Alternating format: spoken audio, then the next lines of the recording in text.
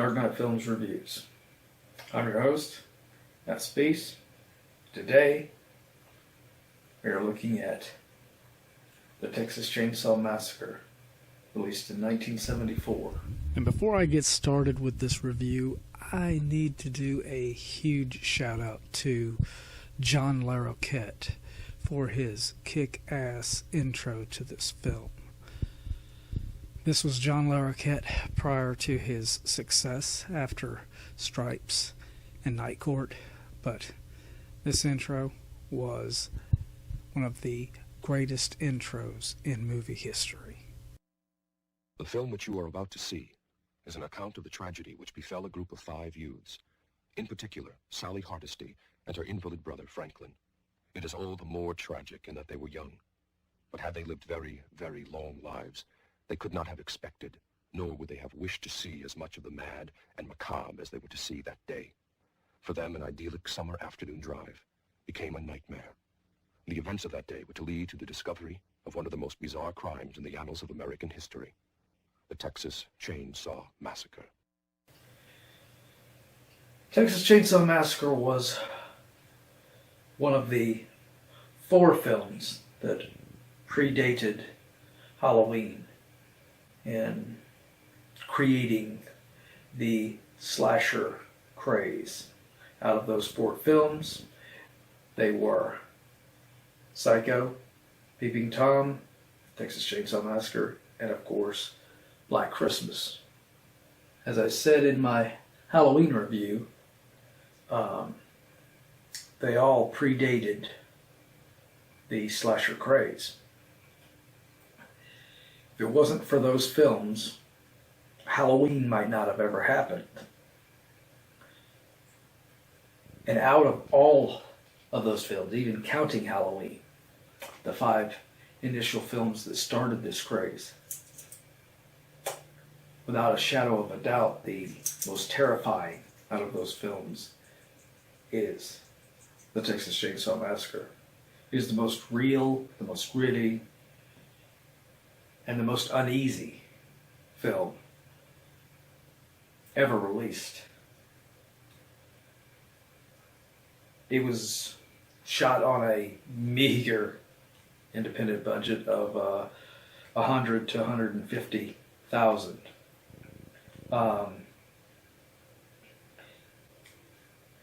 Tobe Hooper, the director of the film,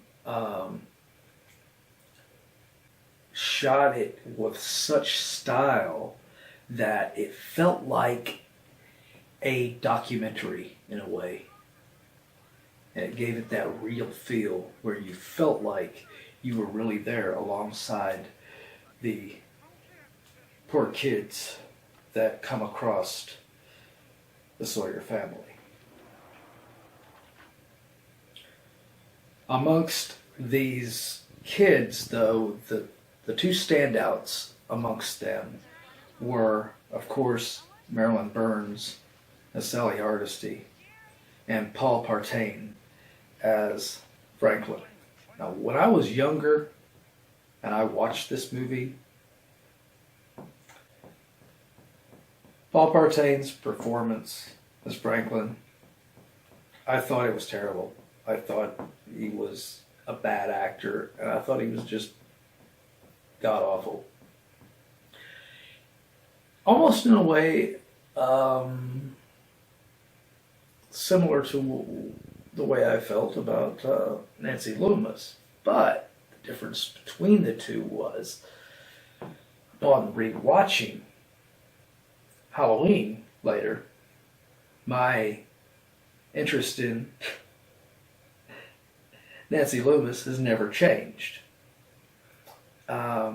But upon rewatching Texas Chainsaw Massacre, Paul Partain's performance as Franklin is sad and almost childlike, the way he portrays him. He's a sad character. He is a pathetic character. And you genuinely, if you rewatch it with fresh eyes, adult eyes. Because when I was a kid, I just thought he's annoying and he's just, you know. But with fresh eyes, you're able to look at the performance that he gave and what he brought to that film. And yes, some of his stuff was annoying. But at the same time, it genuinely, in points, makes you literally feel for him. He is almost like, amongst the kids, he is almost like the Leatherface of them, except he's handicapped and stuck in a wheelchair. Perhaps had he not, you know, been stuck in a wheelchair, maybe he would have became just like Leatherface. But he didn't. And he's got that childlike mentality to him, to where he's whiny, and it just makes you almost feel sorry for him at points because of Paul's performance in the film. So I got to give him all the credit in the world for that performance. Sally, I hear something. Stop. Stop.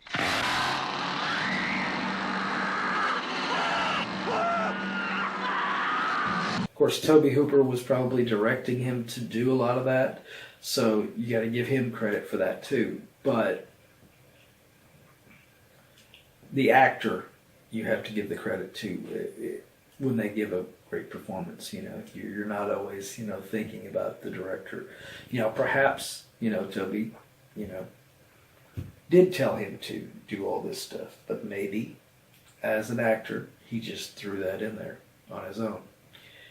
And then there's, of course, Marilyn Burns as Sally Hardesty, and she, I would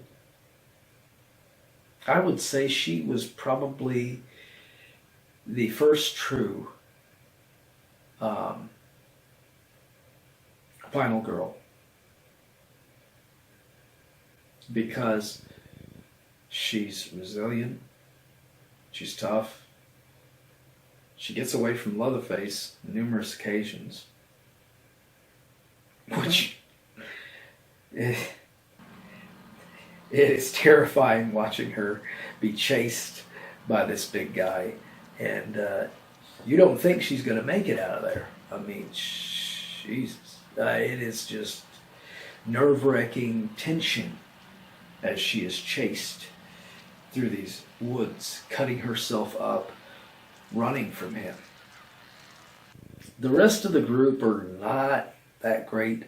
The actor playing Kurt, the boyfriend, I mean, he's a good red herring, because you're thinking he's going to be the traditional hero, because they did cast a guy that's, you know, the traditional, you know, good-looking boyfriend character, and he's, you know, you think, you know, he's going to save the day by the end of this movie.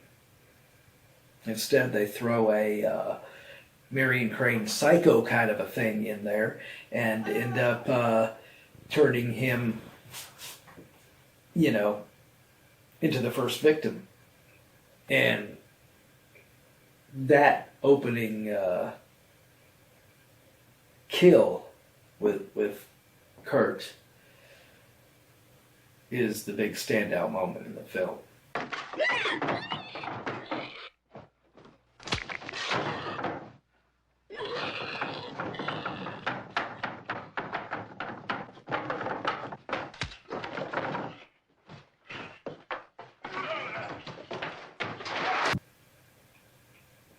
Because you don't see it coming. You think, well, he can't be killed. I mean, look at him. He's the main character, you know. You're thinking he's the main hero that's going to, you know, save the day in the end. Or maybe even last to the end, you know, and then maybe die. But No.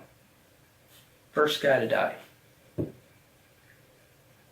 And in the most kick-ass way possible. It was such a good kill. Because it came out of nowhere. And it genuinely scared you.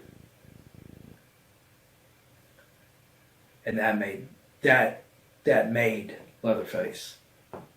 So now we'll jump on to him. Gunnar Hansen's performance is the same ways genius as Paul Partain's as Franklin. I mean, he is like this little kid with the family, but he is so dangerous and so scary. I mean, he's not slow, he's a big guy, and he's not afraid to run after you. With a freaking chainsaw, of all things. So, he's one of the most terrifying characters in movie history because of that. The character is just truly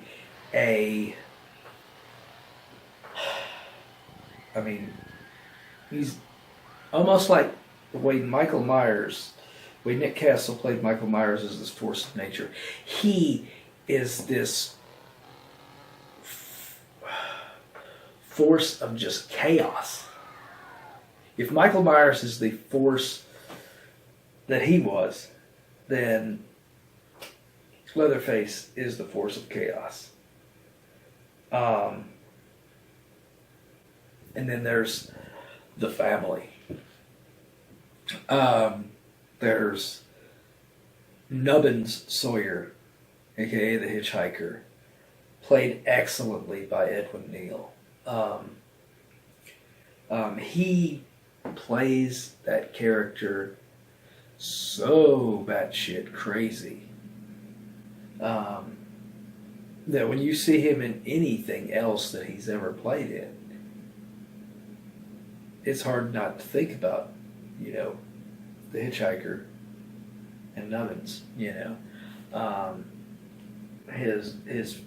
the scar across his face, the whole batshit thing that he does in the van with Franklin and everything. It's just everything that Tobe Hooper did in this film with all the cast members that he cast, even like I said with Kurt, it was done in a way that made you, because the casting of Kurt made you think that he was going to be the guy that was going to make it through the film. He didn't. First to go. So, and last, certainly not least, is Jim Siedow as Drayton Sawyer, the cook. I mean, it is so sad that this guy was such an underrated actor and never made it to anything else before or after the Texas Chainsaw Massacre, with the exception of Texas Chainsaw Massacre 2. I know he did other things, but nothing to the caliber that took him to the heights of Texas Chainsaw and Texas Chainsaw 2. So, Jim is so good in this. He is so good in this in a way that Jackie Gleason was so great in Smokey and the Bandit as Buford T. Justice. I mean, he's so funny, but at the same time, so scary in a way.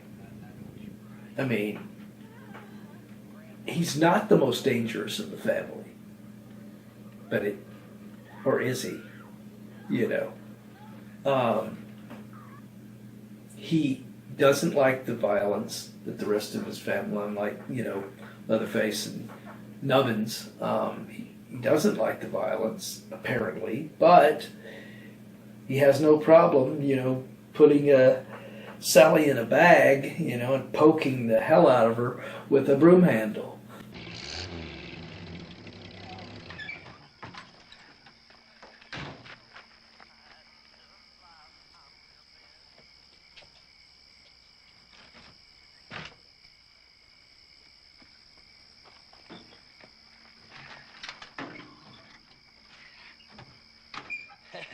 Had to lock up and get the lights.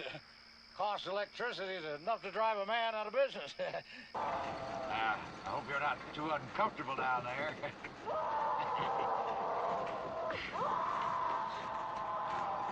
You got nothing to worry about. You just take it easy.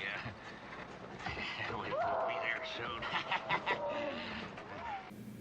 Sadistic, to say the least, and some of his lines are just so off the wall and so crazy. I mean, at the beginning, he when you first see him before all the mayhem starts, he's laid back, he's calm, and he's playing to where he's not letting you know that he's part of this family, and it was perfectly done, because when unless you've seen it multiple times, I mean, the first time you'd seen this movie, you would never have saw the twist coming that he was a part of the family.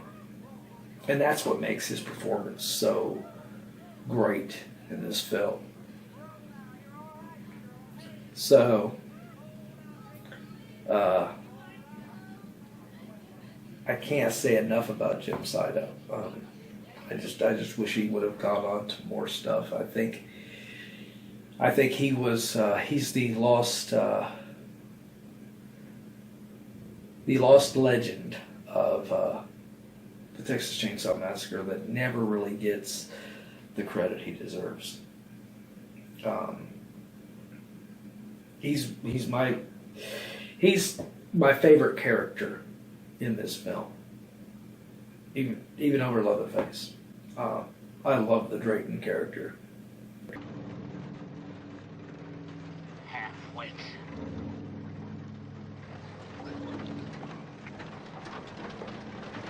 Little coon shit. Come here, you nap-haired idiot. Where are you at? Look what your brother did to that door. Yeah, he's got no pride in his home. Get her in there. Are you sure?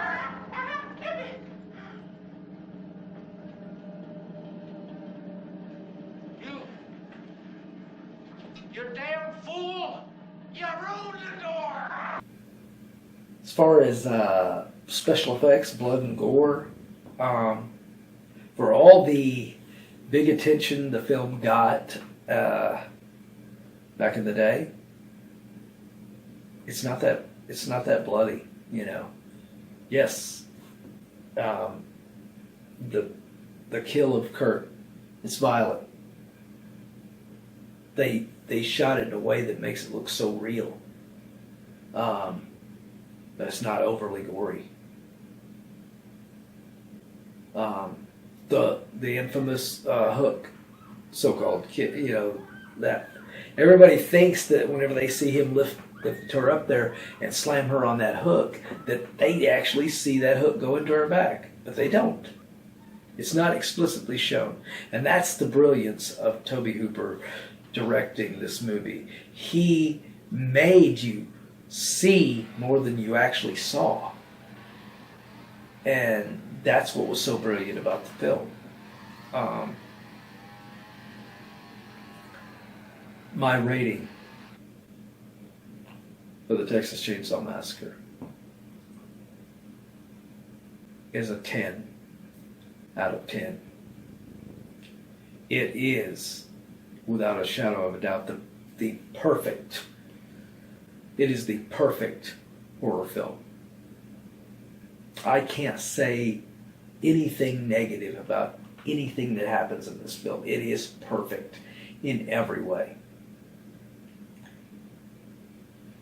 I know that might surprise some people, you know, that I'm giving this a higher review than Halloween, but like I said, in Halloween, there were bad performances.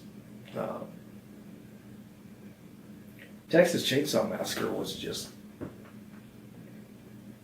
You watch it today, and if you don't look at it with the